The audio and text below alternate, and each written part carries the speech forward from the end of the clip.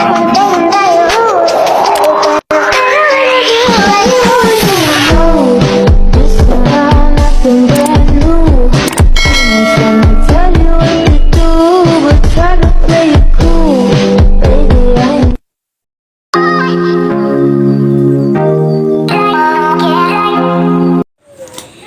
guys, welcome! So in this video, we're gonna do a question and answer portion.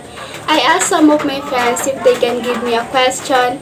It can either be about personal life, ACADS, or advices. So if you want to know what is my answer on those following questions, please just keep on watching.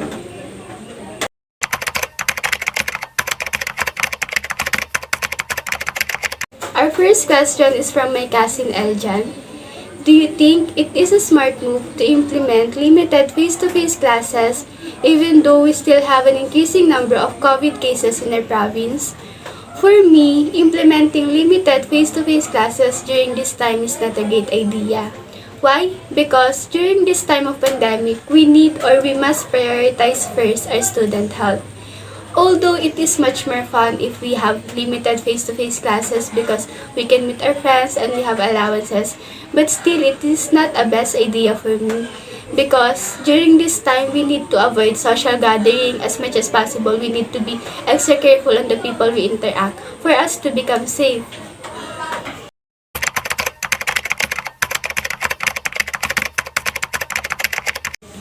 Second question is from Nilda. What do you think is the most important characteristics a student must possess? And do you think you have that certain characteristic within you? I think the most important characteristics or traits a student like us must possess is the dedication and passion. Why? Because even though we have school activities that it is very hard and difficult to do, if we are passionate and dedicated enough to do it, we can accomplish it. And I think I have that certain qualities in me. Why? Because I am a person that if I want something, I'll do my very best to achieve it.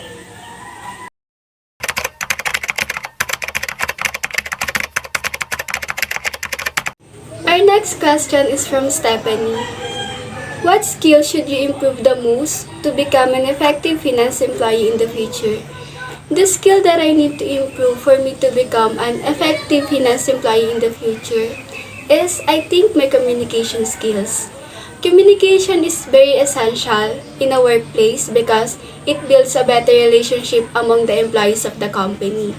And if we are good in communicating to people, we can have a smooth transaction on our client because we can easily understand how they want the work to do or how they want the work to be accomplished.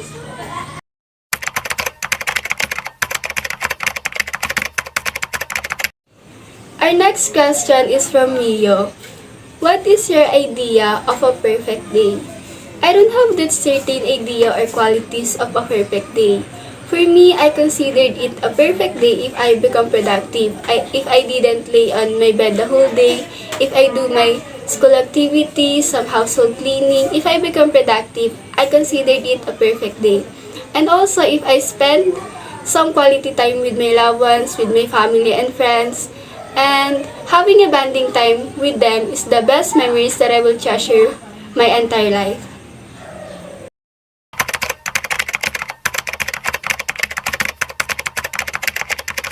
Our fifth question is from Casper. Why we can't always have a good day? They say life is like a steering wheel. It has ups and downs. Sometimes we feel happy, sometimes we feel lonely, but that is okay because that is the reality of life. Sometimes for us to become a better person, we need to encounter some problems for us to learn some lesson. And also, it is on us on how we handle the situation. If we are the people who didn't think of how to solve the problem, or if we are the people who must focus on the positive side even though we are in the bad situation.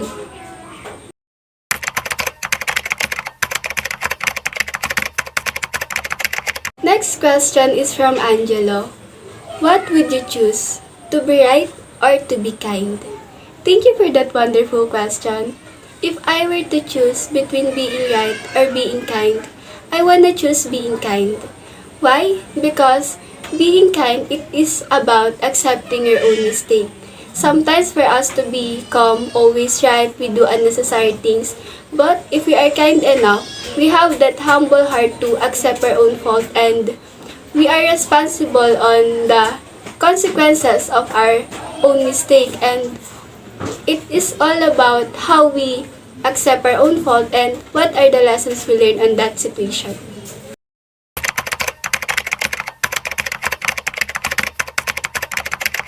Next question is from Jose. If you were given a chance to change something in your past, what could it be and why? If I have given a chance to change something in my past, I don't want to change something. Why? Because I believe that what happened in the past made me who I am today. And even though I did some mistake in my past, I am still thankful because I believe I learned some lesson on them that make me a better person.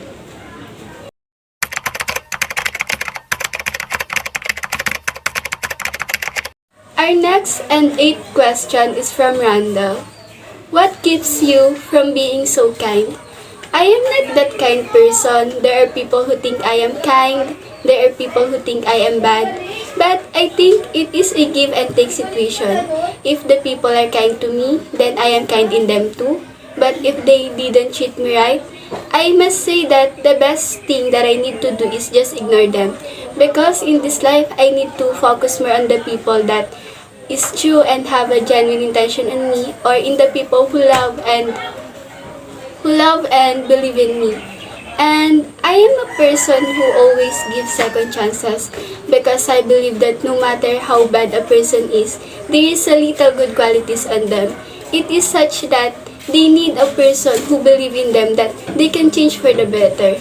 And let me share some my friends advice on me recently. They say that, Daddy Cow, please stop always being available on the people who ask you favor. Learn to say no. And I just realized it is true. Because if I will always saying yes on them, I think I can lose myself.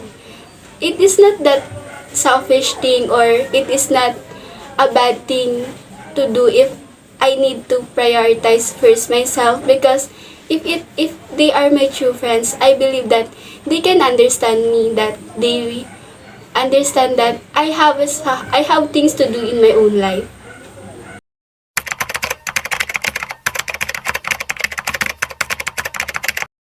Our second to the last questions are from my Tatay Chim and Ate Shara.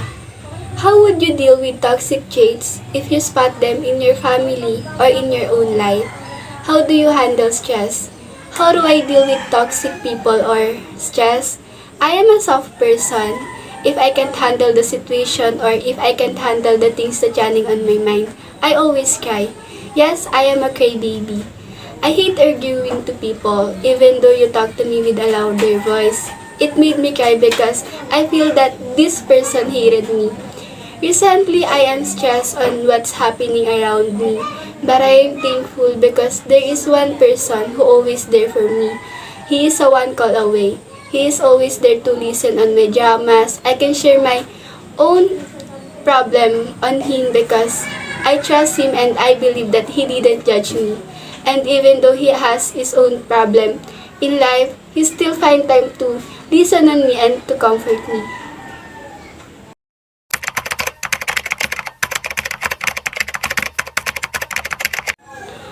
Our last and final question is from Kim. What is your biggest flex, achievement, progress, or lesson learned that you've just recognized this time of pandemic? As I said earlier, my biggest flex during this time of pandemic is that I am surrounded with a great people who can be my shoulder to cry on.